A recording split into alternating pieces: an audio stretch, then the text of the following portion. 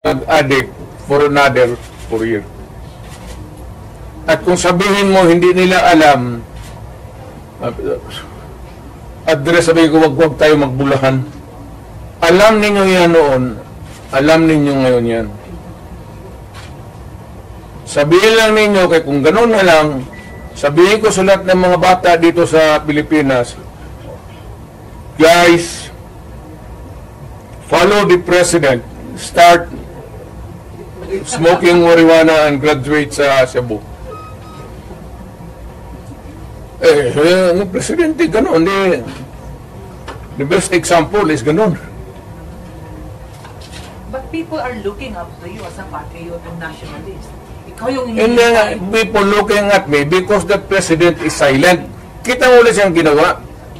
Dapat at first stage pa ng laalitan, sandali. Hindi man dumato dyan yan eh. Yan si Sulaika,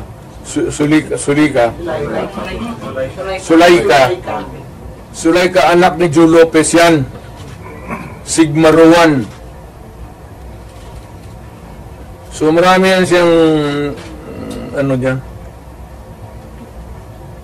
But people are saying, pag mo si Tatay Digong, alsaming tanan. So how do you react to all this? Ayaw ko kasi presidente ako. Once upon a time, I was president. Now, I could just imagine what will happen to my country if things go awry.